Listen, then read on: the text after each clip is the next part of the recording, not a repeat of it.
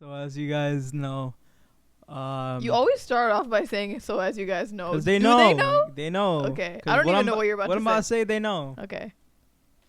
I'm a cook now. Okay. Feel me? Y'all Right. knew that. Y'all knew that. I'm a cook now. I've been. You've always been a cook. I've always been a cook, but like I'm a real chef now. Right. That's the word.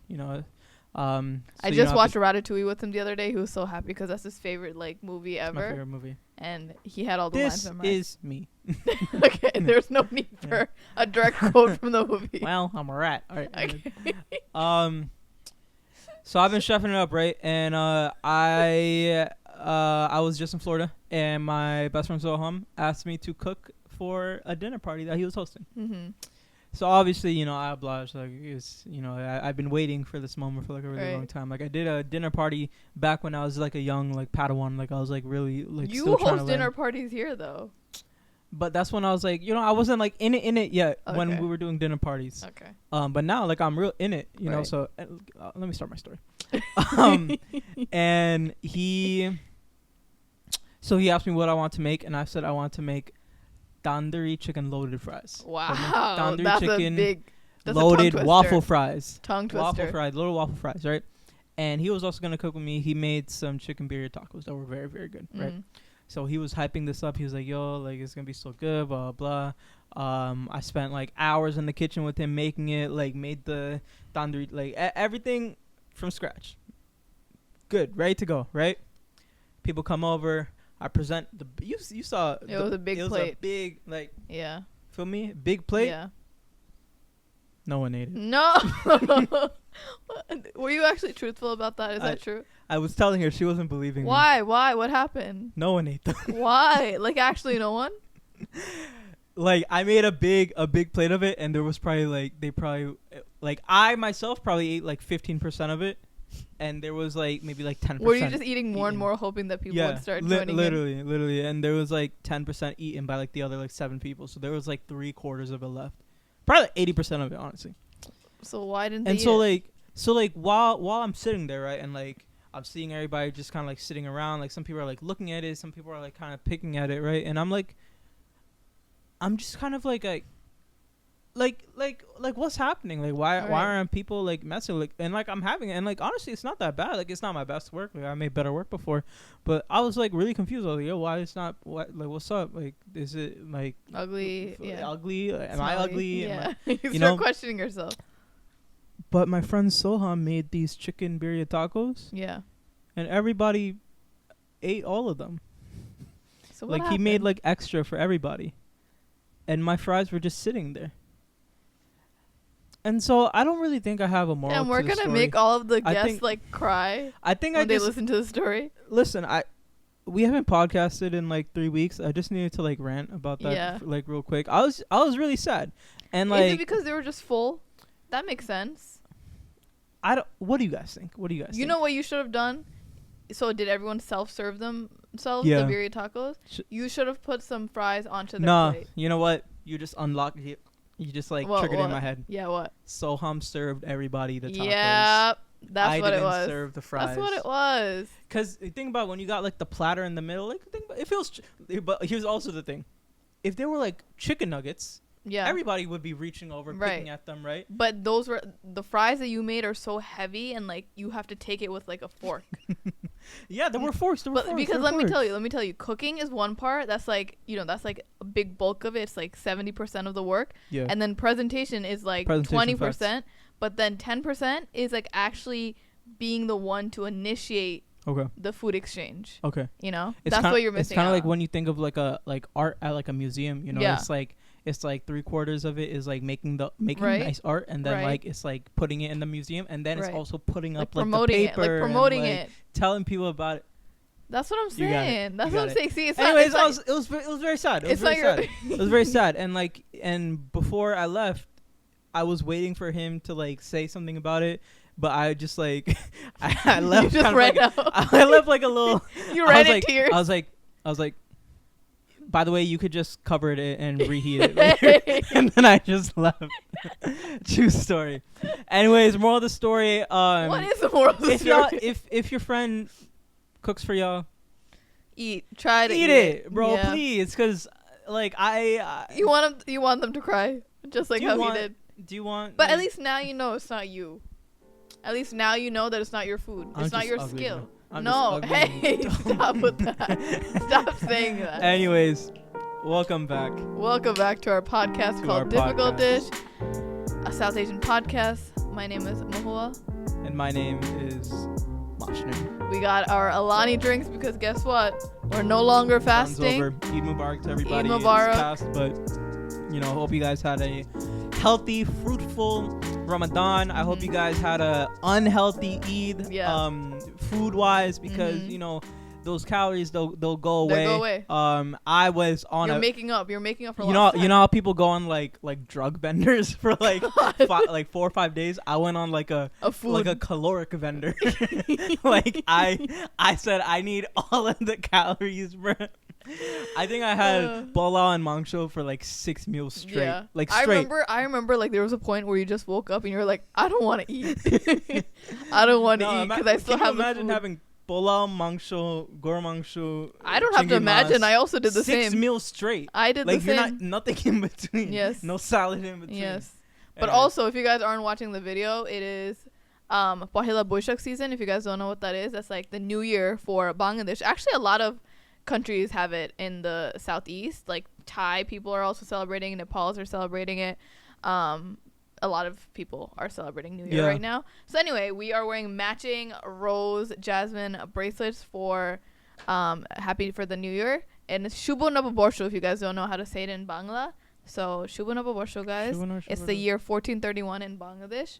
And we are excited to do a little advice session. Yeah, we are. Because it's been a while since we've done this, right? I don't think we've done it on camera, like for video sessions yet, right? No, we haven't. So this is going to be our first one back in a while. And you guys sent in a lot of questions. Yeah, y'all. Some of them are kind of like in the same real bracket. Real quick, too. Yeah. Yeah, real quick. You guys did not play around. Yeah, hope y'all been liking, the episodes. Hope y'all like the guest episode with Shadi Sin. That one did really well. Looked like you guys really liked that one. We got more guests coming up soon. It was on the couch. I didn't want it on the couch. But we're working. we're working with what we got, and in due time, things will the clouds will open up, and solar eclipse. You watched the solar eclipse? I did. How was it? It was cool. I tried looking at it. That's not. I was fine. I did like a side eye. I was like side eye to the solar eclipse. I was okay. Are you? That's probably why no one liked your food.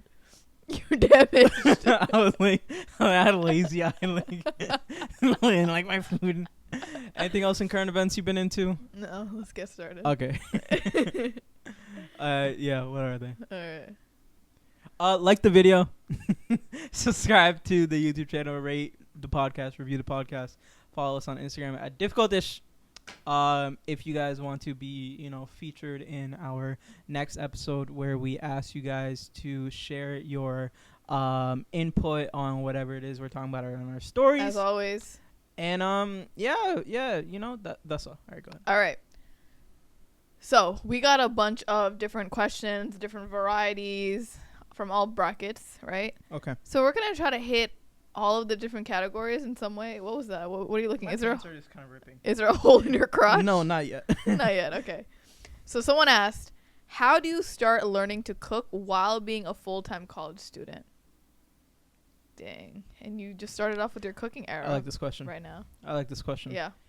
Look, first thing and most important thing I got to say, cooking is not that much work. It's a matter of perspective. Okay, obviously, like anything, you can go to the extreme, right? But the hardest part of cooking is like the first week. It's it's the getting familiarized with like how much of whatever to put in whatever, and like how the correct heat for whatever you're making. That stuff is hard, and that stuff you're gonna take your time because you don't want to mess things up. But once, like anything, you familiarize yourself with it, it gets so much easier. And things that used to take me an hour, like I remember my first couple times making chicken. I also don't know if you're a beginner or not. I think I'm assuming you're a beginner, unlike me. When I was a beginner, I still remember my first time cooking chicken. Yeah. That shit took me a day and a half. Do you remember when I actually tried to cook chicken like in front of you when I was on FaceTime with you? What? Really? Yeah, I was, like living when I was back at home. I forgot. And it took me like 45 minutes just to cut the chicken because I didn't let it like thaw properly. Yeah, fuck. So how is it that like you still make you know what? We don't gotta get into all right, it. just continue. The beginning is the hardest. I remember my first time making chicken. I don't know what I was doing. I think I put too much turmeric, and then I had like turmeric in like my hands for like the next like 2 weeks. Yeah. You just gotta get over that little like hump. Practice. Yes. You know, put a Saturday morning or something. Just give yourself a couple hours and just like practice like chop. Like I think also used to be like really scared of like not scared, but like with me being like unfamiliar about how to like use a knife and stuff and like being like insecure about like am I cutting this right, you know, because you see like Gordon Ramsay. Oh yeah. Makes you think, yeah. Can I do that, you know, like a lot of us can't afford those like $80 knives, you know, mine is a little dollar store knife, whatever. Once you familiar with that stuff, it gets a lot easier. You know, I have a different perspective on it. Oh. So you know how people have like capsule wardrobes for seasons? Okay. I have a capsule menu. Oh. So I'm not a big cook. I don't like spending too much time in the kitchen. I prefer to not do that, right? Okay. But obviously I have to survive, so I obviously have to eat, We do. right? So I do this thing where I have like a visual or like a mental menu in my head of things that I like eating or making that I refer to for that quick eat. So like for example, if I have school in the morning and I know I'm not gonna have that much time to make it in the morning or like the night before, I'm like, okay, I like my salmon bowls. I'm just gonna make this real quick, right? Okay. That's probably gonna last me 2 days. And then I know I like my chickpea sandwiches. That's easy to make. I know I like my pastas. That's like easy to make. So it's like you don't need to have like 100 different recipes in your mind because that can be kind of confusing, especially if you're like a beginner. But it's good to have like 7-ish, you know? And obviously if you have leftover, you can start eating it the day after. And like from then on, you can build it easier. Because that's like the same thing with the capsule wardrobe. Like you have like a few staple pieces and then you just build on it more and more. But like you have the basics and that's like how you learn, you know? I hear you. I think about how like the first time I made Penang curry, that shit took me so long. Yeah. But the second time I made it, it took me like a third of the time. Yep. I think, you know, cooking is just one of those things where like you just gotta like jump the hurdle and do it the first time and see where you might. Because I remember the first time I made it, it was delicious. Yeah. And I was like, if I just do if I just do what I did again, it's gonna be delicious. Right. Simple math, you know. So, and now that I did it the first time, I'll be a lot more familiar with doing it the second time. You know. Yeah. So, do you feel like cooking comes to you naturally? What do you mean? Like it's like, you know how much measurement to put in of some seasoning, like you know what seasoning to put in, you know how to like put things together and make it a good flavor. I'm learning. Okay. My first time, you know how like our moms can taste this and be like, yeah, it's not enough of this or that. Yeah. And there's like 14 different things in it, and they can like taste that one thing. Right. I used to be always like super clueless about that. Yeah. But now, you know, if I probably not to the same degree, but like if something is missing something, like I recognize that like I'm getting better at like familiarizing myself with that. So that's good. That's a talent. It's just practice and repetition, and like you don't gotta take it super serious. You know, like I think it stays fun when you keep it fun. If you try to make it like, that's why like I don't like meal prepping. I think meal prepping is too serious. Hot take. I understand the benefit. I understand the benefit if it works for you. I like to cook every single maybe have like one serving, leftover serving, whatever. But that makes it too serious. It makes it too like calculated and mathematical. And I feel like people need to do it if they're working. All right, yeah, you gotta do it if you got. But if you think that's the solution to like becoming more efficient, it might be. But it also I think something that's like smart is if you have a Sunday and you have all these veggies, just cooking up all those veggies that Sunday. So like, it doesn't go to waste, because that's something that I would always struggle with. That all my veggies would go to waste because I wouldn't eat it, and then I'd be too lazy to cook it because like I want something quick. So if you have like a couple of maybe an hour or two to just cook the veggies the week before, then you can just throw it into random food. What's your favorite veggie? Veggies can go into zucchini. Veggies can go into anything, you know. Yeah, I don't know why you asked that. Okay. I also like tomatoes, cucumbers, but those could also That's not a vegetable at all. That's a fruit. Yeah. Why you say like also could be a fruit? Because people have a fight about that. Okay, not us. What's your favorite vegetable? It's not mushrooms. It used to be mushrooms, and then Mushrooms I are got good. food poisoning in Bangladesh because of mushroom. Yeah, I did too. I But don't in like mushrooms America. anymore. That's why I still like them. That's his favorite. I like he corn. he has like mushroom on I his like lips. corn. Whenever like I go to Chipotle and like I'll be like, yeah, can I get this, and that, and then can I get corn, and then they'll give me one scoop. I'm like, can I get extra corn? And then they'll give you a second scoop, but the second scoop isn't the same size as the first scoop. It's just like they're trying to it's just like a little bit restrain. more. I'm like, yo, They're like, trying what to don't you understand? Look I out want for the you. corn. They're trying to look out for you. Okay. All right, the next question is how to make friends in New York as an adult.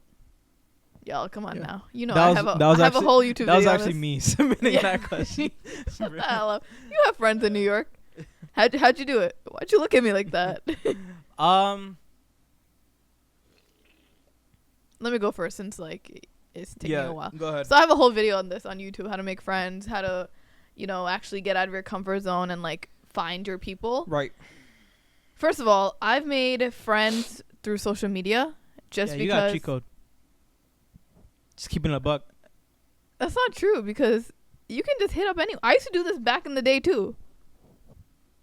All right, go ahead. All right, anyway, so on social media there are a lot of cool groups like Bengalis of New York, which is like a page that hosts events for Bengali people and like other South Asian people. You can meet people at those events. Salaboni. There are other Instagram groups like that where you can find like very niche down people. But then on top of that, there are websites like meetup.com. I don't know. Do you know about that? That's kind of crazy. So there's a website called meetup.com Oh, I heard that. I'm bugging. Yeah. where it's literally like community events that go on every single day, whether it's virtual on Zoom or it could be in person or it can be like meeting up at like a coffee shop or something where it's like you can find someone for a book club. You can find people that like robots like you. Nah, you but can find international students. I got social anxiety.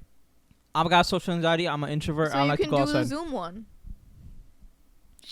And it's like, yeah, you have Okay. social anxiety. So then start off by like meeting them on Zoom or just like talking to people like texting before Okay. actually meeting them, Calm. Because like at the end of the day, like when I first moved out alone to New York City, I also, not that I was socially anxious, I just wanted to be at home and just work and like not go outside and meet new people because I didn't really have my people.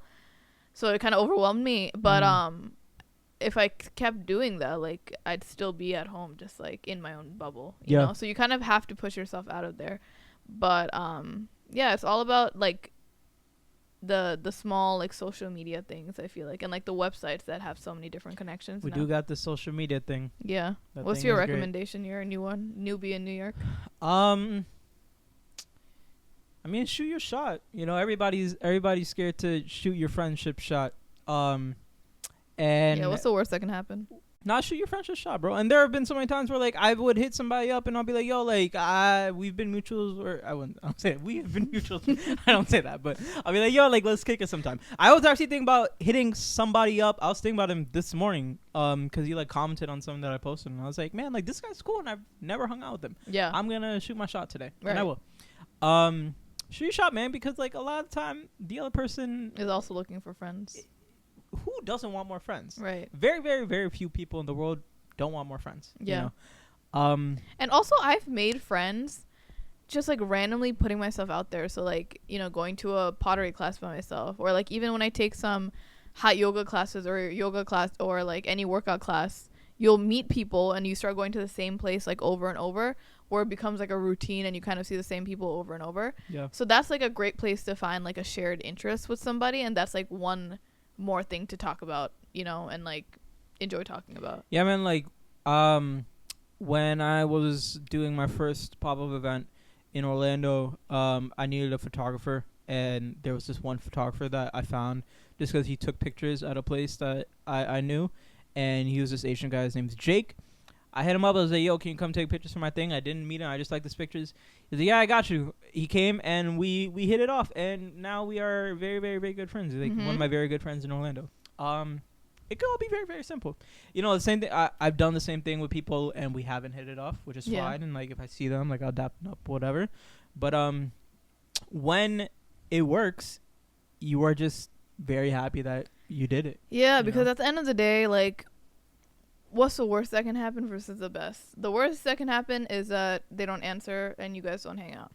The best that can happen is that you guys do hang out and you become best of friends and you Besties. guys love each other, right?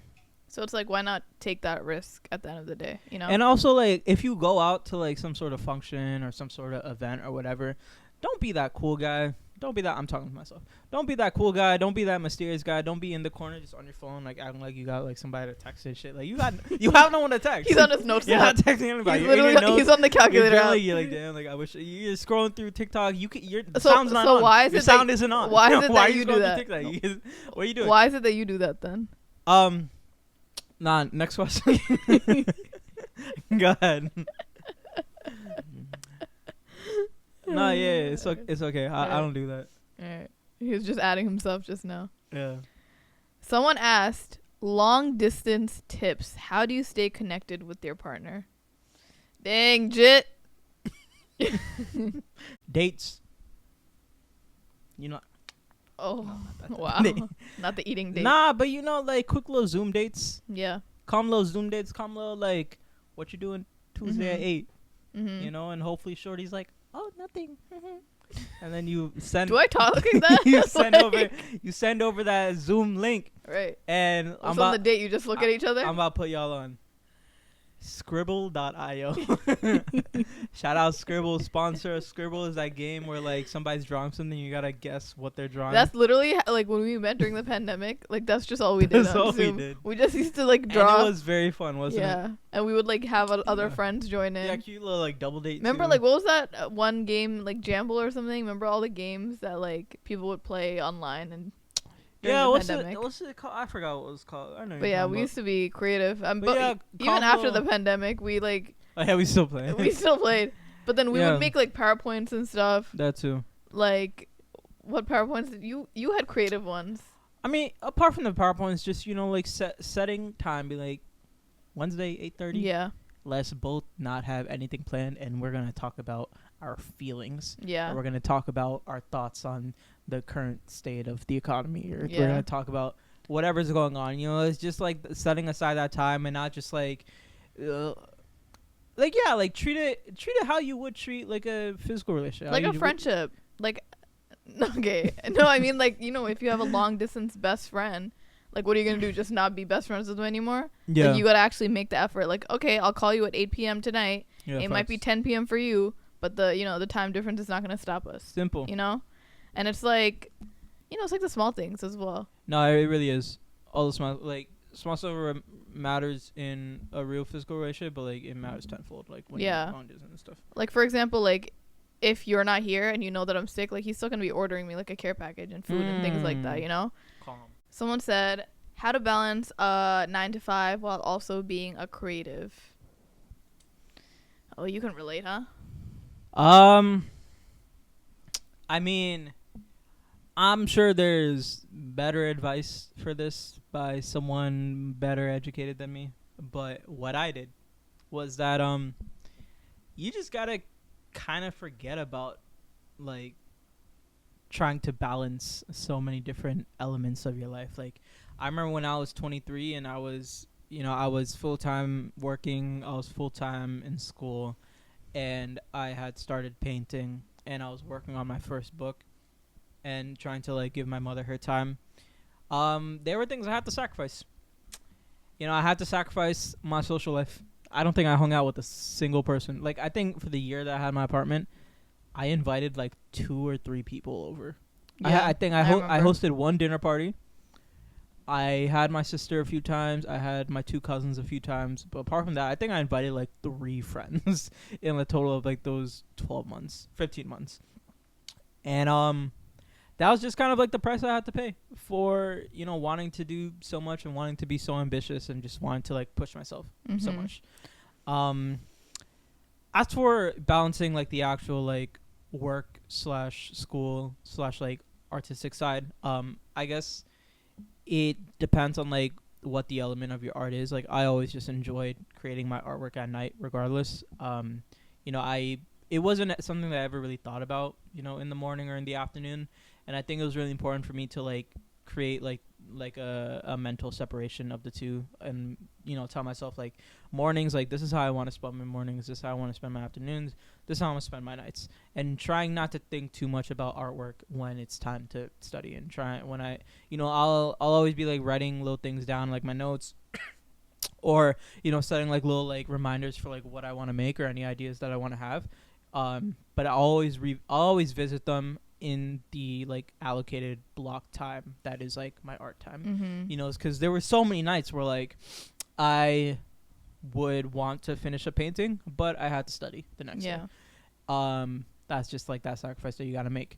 And I think one thing that's that this is just kind of how I feel, but I think like I really felt this like special sort of like emotion when like with my back being against the wall, and like with me being so ambitious, like at that time, like a lot of time, like my motivation for working, for like studying really hard on like a test, or like just getting through like a long work day, would be looking forward to like finishing my painting at night. Like you said, therapy. I knew that if I cheated myself during the day and didn't work as hard as I could have or should have, just to like skip ahead to like where I could finish this thing, I wouldn't enjoy it as much. And I think for me, the truest sense of like fulfillment came from going through a really long, challenging day and ending up back at home where I can just like peacefully work on my artwork for like 2 hours or 3 hours. And I always found like the ideas that I would think about at night after a successful day were always much brighter, and were always just much more fulfilling. At the end of the day, your gifts with art and your creative passion is a choice that you may choose to do or not do, and it's also a talent that is up to you to pursue if you would like to, right? So no one's gonna hold your hand and tell you that you have to do it after your 9 to 5. You kind of have to like boss girl it up and like do it yourself if you want to do it. And if you're actually passionate about it, it's going to be a no-brainer. Obviously, if you're working a full-time job, if you're a full-time student and you're doing art, it is very tiring, right? You're going to be burnt out. There's going to be days when you come home from work and the last thing you want to do is like pick up a paintbrush or write a poem or whatever it is. You just want to be in bed and you're just burnt out. And yeah, there are days like that, even if you are a full-time artist, right?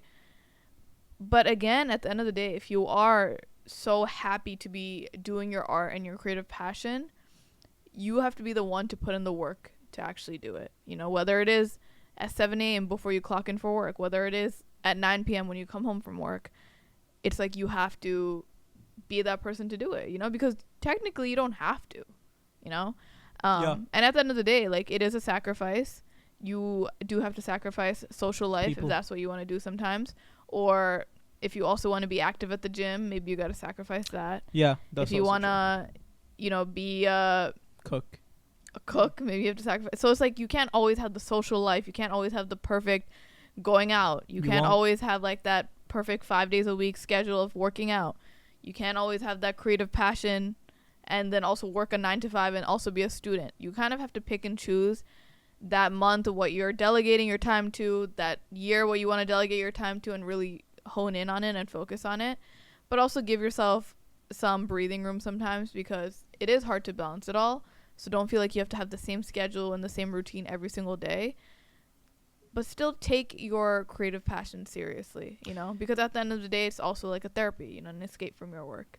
And also, like, a lot of time we don't even be realizing that, like, there's a lot of hours in the day, and like, not you specifically, but like a lot of people can really work on just like their efficiency.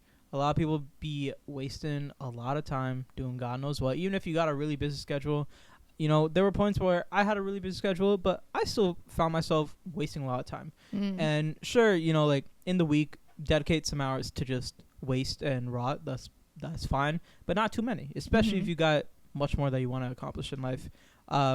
Don't waste too many hours. You got a lot in the day, and you'd be surprised if you like added them up and realized how one, like, how much you're wasting, and two, how much you'd be gaining if you just did what you had to do a little bit faster, Mhm. and like didn't Work take your smarter, not sweet time. harder. Yeah.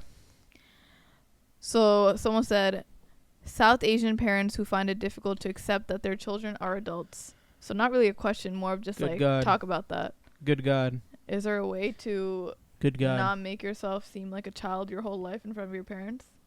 Because I feel like it's such a like wish-washy thing, because sometimes your parents don't allow you to have a job. They just want you to focus on school. Sometimes, obviously not all parents. And then if you are trying to be more independent and like have your own job or like move out, then suddenly you're seen as a child and who's not ready to do that, even though they were the ones that didn't really give you the ability to do that. And even when you have kids or like when you're older, I feel like sometimes that's not even enough. yeah, maybe sometimes that's not enough. But I do think that once you get married and have kids, that's when they start realizing that So you're drastic, an adult. though. I know, it's very drastic.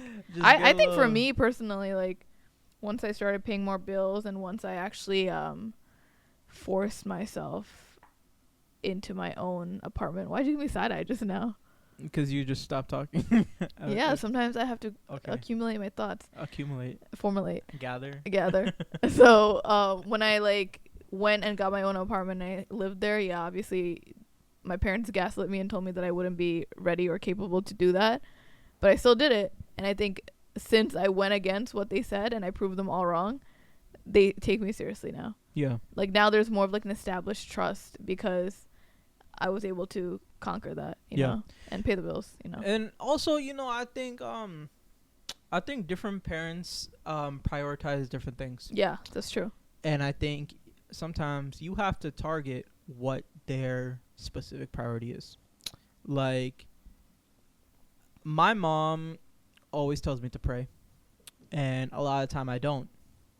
But I realize that when I do pray more, she gets this certain happiness that a lot of other things don't bring. Mhm. You know, does that make sense? Like, Yeah.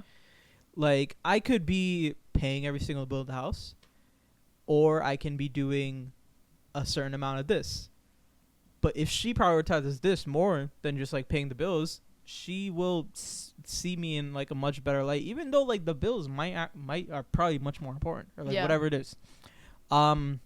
So I realized It's that a combination of everything, though. yeah, I Like, realized you can't just be praying and then not pay for anything. yeah, but I'm saying yeah, man, I mean like certain moms care about certain things and certain moms don't care about other things. Mm-hmm. And I think of course there's like a overarching do what's right and do what's good for your family, but also give a little bit of emphasis on what it is that your specific parents Mhm. find Yeah, like I important. remember even when I went to Bangladesh recently with my mom and my brother, even the fact that I was like doing all the directions and like navigating the whole thing, yeah my mom was like so shocked, and she was just like, oh wow, she's Yeah. an adult, like she's able to navigate her, like my mom's country more than she Yeah. is, you know. like if and- you no sorry my fault. And like when I went to my parents' house the other day before Eid, I like cleaned the living room and everything, Yeah, and just like took care of the things that she's usually used to doing, that's what I was about and to say. that made her like take me seriously and like trust my judgment more. That's what I was about to say. Like, if you got a big ass crib and you got like 6 siblings and your mom always cleaning all the time, like your mom probably thinks cleaning is super important. Yeah. Maybe do a little bit more of that, or like whatever it is. Mhm. Just understand what they take serious. Yeah, but and then what's also important it's to not them. overnight. I feel like it's also kind of pick and choose, because there's gonna be days where she's like, oh my god, like she's trusting my judgment, she's like proud of everything I've done, but then if I mess up, she'll be like, ah, you stupid. Yeah, back to square one. Yeah, back to the stupid child. Oh wow. Don't know anything. Your mom. No, the stupid child. No, she doesn't say that. Different. But I'm just trying to translate. You know when they hit you with the kutar bacha. Oh god, I don't And know. I'm like, mom, Mom, can't be saying that. can't be saying. Come on. You have to. You have to. I'm from the kutar bacha. That was like, Mom. And then she just gets even more mad at me. I'm like, you're Mom, giving them a lesson. you said mom. You know which one's my favorite?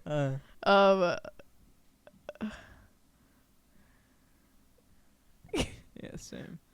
What is this, like Guru Manusha? You say Goro Mangsha? You Oh roast god, beef. gather me or something. Gather. You're like, Mom, come on. It's You gotta make. You start giving them a mathematical equation. Come on, if I'm the child of a goat, then who's the goat? If you know, you know. Anyway, it's so funny. That's me and my brother when we were younger. Can you imagine us at 10 years old trying to school our mom? Like the 12-year-old like nerd boys are like, actually, yeah. That was you. That was literally you, bro. All right, someone said, how to cope. Hey, next question. How to cope How to cope. Tell them.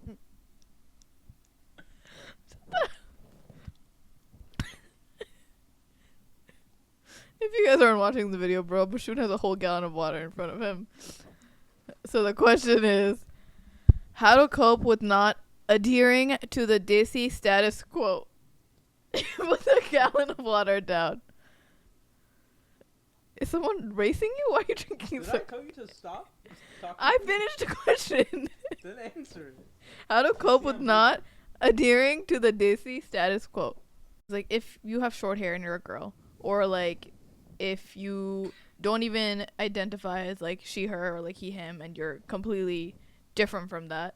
It's like it can be obviously the subtle things of like, oh, not knowing the Bollywood movies, but on a grand scheme of things where people actually shun you because you don't look a certain way or because you don't identify a certain way, I feel like that's where it's kind of like trickier because it's a lot more serious in like community's eyes, you know. That's true. I think there were so many things that I wasn't I'm never going to be aligned with when it comes to being brown. A lot of things.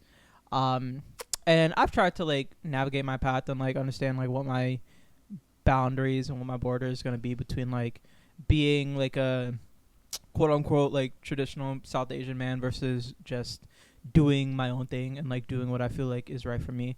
But growing up for a long time, I just really did my own thing, and with that, I didn't have a lot of brown friends. I didn't have any brown friends.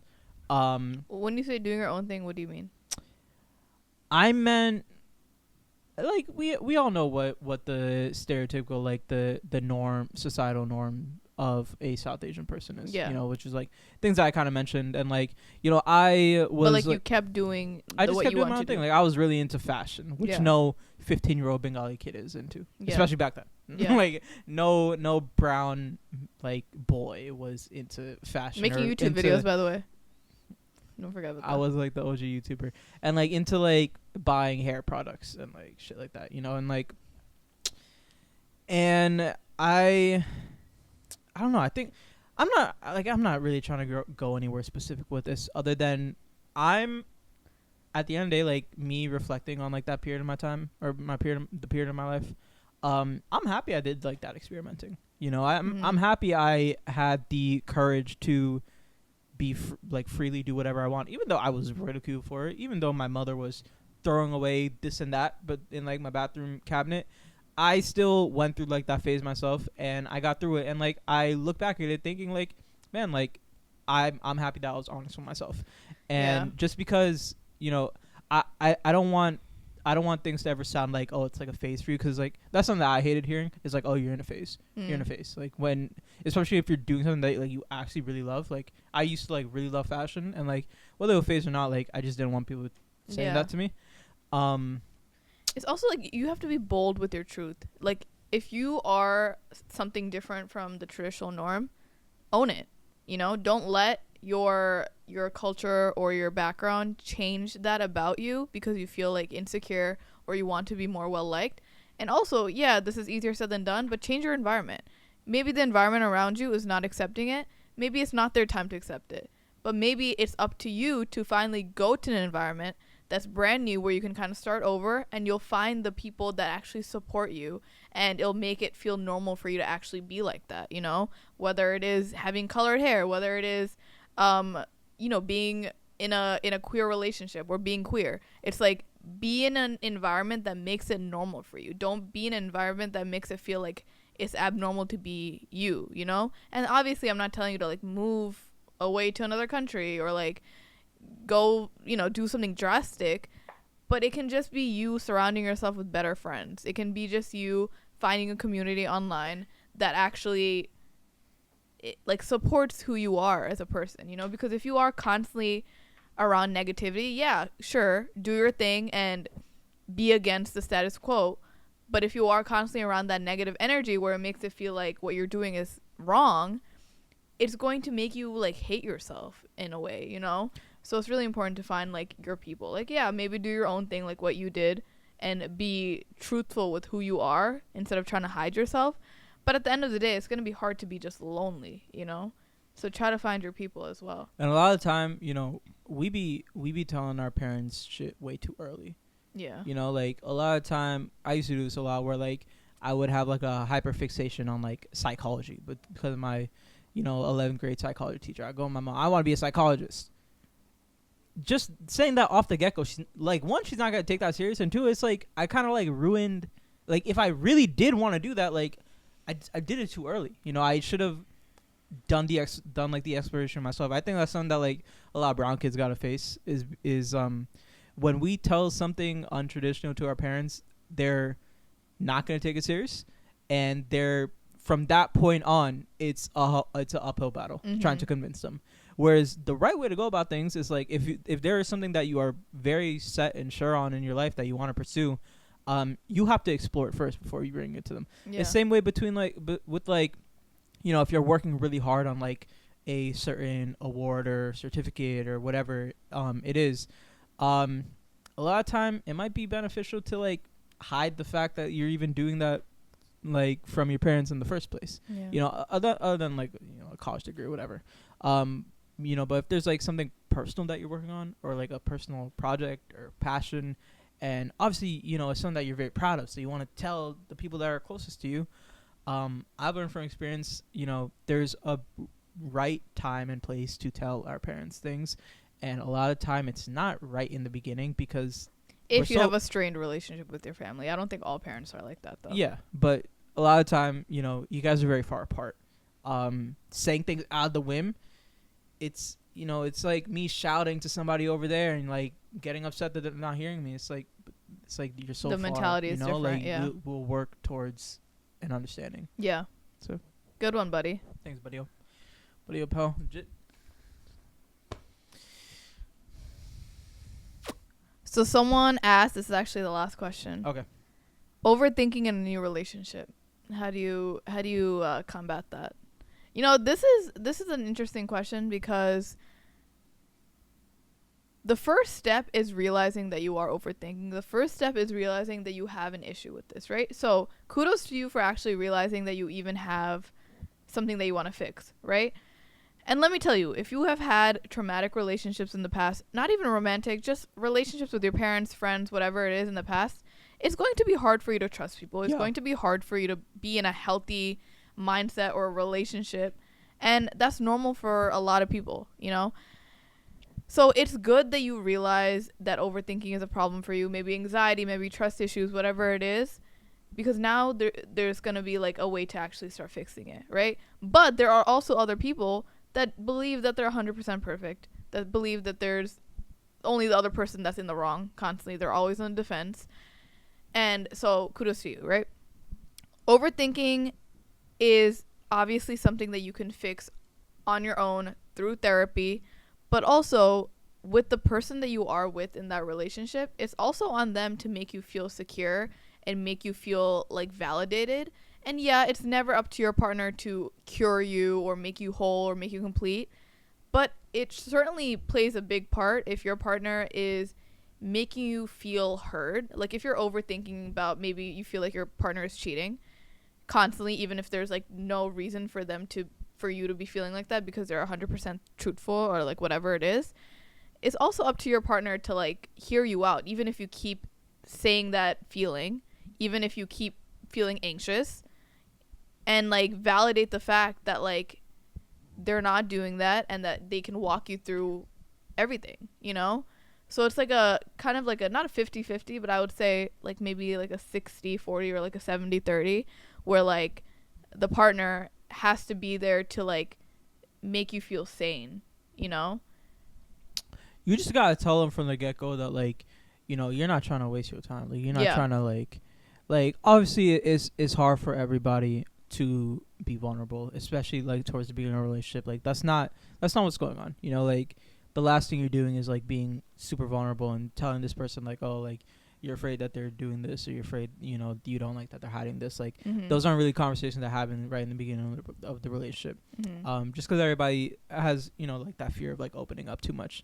But just because you don't want to open up doesn't mean that you can't just let the other person know that like you're not trying to get your time wasted. Like you're not trying to pursue something that both you guys are like not on the same page on. Yeah. You know, and I think that's a very adult way to go about it. I think it's a very you know, it's really easy to get really toxic, or it's really easy to argue. It's really easy to do this or that. But like if you and your partner are not like aligned on like the basis of like, you know, this is like the foundation of like what we're trying to build, and we have to like stay on this, and like if we're not on it, we're wasting our time. You know, at the end of the day, you got to think about it less than like, oh, like me and this person, blah blah blah, like we could have blah blah da da. But it's like you can't waste your time. What the hell were you trying to say? I don't even know. Or just we are the person blah blah. We could have blah. Nah, like if you know, you know. Like, okay. Type shit. It's so, like, but it's like basically like, okay, yeah, you're overthinking, but your partner has to be compassionate and understanding where they kind of guide you through it. Obviously, there's a limit. Like, if you're saying this 20 years into the marriage, like, but it's gonna be this hard question to do is it. like in the beginning of a relationship. Oh, in the beginning. You know, it's like okay. if In a new relationship. Yeah, if you just started talking to somebody and you know, like they were like really into you for like the first month, and now like they just start texting you less. Yeah. You know, like overthink about that. Like, oh, yeah. why are they texting me less? It's blah, communication. Blah. Yeah, but also at the end of the day, trust your intuition. Like, if you feel like they're being shady, they're probably being shady. I think that's not if the you're point talking. of the question. Okay, but if you're talking to someone for 6 months and you're talking every single day and you're texting, and then suddenly out of nowhere they just stop responding, and you're just kind of like, you just gotta talk about it. You gotta talk know. about it. Yeah, Especially but I'm saying you gotta talk about it. But if they're still being kind of weird about it, like, trust that. Like, follow the signs, you know. But also at the end of the day, like, if you're overthinking and you're communicating this to your partner, and you're like, oh, this is why I'm feeling a little jealous. Maybe this is why I'm feeling a little insecure. Like, this is how I'm feeling, right? And your partner is like, oh, you're crazy. Yeah, why would you even feel like that? Why would you even feel like that? Like, you know, trying to blame it on you. My phone wasn't turning. Like, you know, I like went to AT&T. Like, I got a new phone. Like, you know how some guys are like, what do you mean? Like, my follower count went up. Like, why are you even looking at that? Like, I'll just unfollow them. Yeah, you can.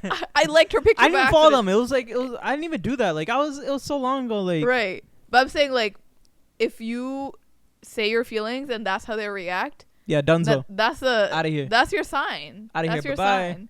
Because if you can't even have it's not even an argument, a respectful conversation with them about how you're feeling initially. This is first month. Imagine the first month the guy is saying that, and you can't even have that, and they react like, they're gonna react like that for every other big thing, right? You know.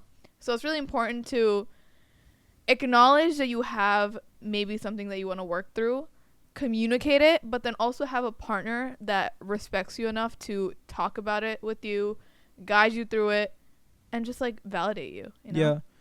Yeah, shout out all my gaslighting men. Seek help. Y'all deserve help. Seek help. Therapy don't cost that much. Right. It do. Probably got health insurance. UBI. Yeah. Good job, Jit. Anything else? Nah, Jit. Okay. Popped Jit. off or no? Thank you, Jit.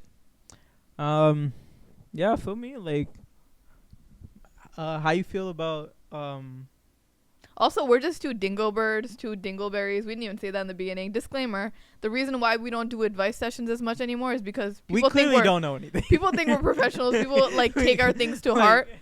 We're very unprofessional. This is just us talking off the top of our head, like wham, you know, like nothing. I don't even know how to say it. Like, yeah, we know. We're just no, nothing new. We're what? We're just go ahead.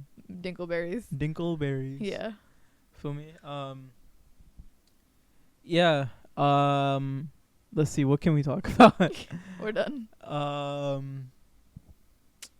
The wire right now is in between his toes, so I think we need to end this episode now. Yeah. We can end it. We can end it. You got any advice within 10 seconds? Why do you have to mention in a 10 that? second bracket? Any advice? No advice? I found the cure to hiccups. It's my cure. I trademarked it. Motions hiccup cure. It's because he hiccuped. He hiccuped for 5 hours straight. He had to. He had no choice. And y'all made it this far into the podcast. I'm gonna tell y'all my secret. This is what it is. So you gotta wait till the hiccup, right? Right? And then you Watch you out to take demonstrate a you hiccup. take a deep breath, right? Hold for 10 seconds, right? And this is usually where people cut it off. They'll hold it for 10 seconds and they'll let it go, and then they'll hiccup again. Oh my God, it didn't work. This is why. There's a scientific reason to this. I'll explain another time. You hold it in for 10 seconds, and I promise you, no one's at the edge of their seat trying to find the and explanation. instead of releasing the breath, you have to breathe in a second time. So like this, and then, right? Got it, right? Right. It's hard, right?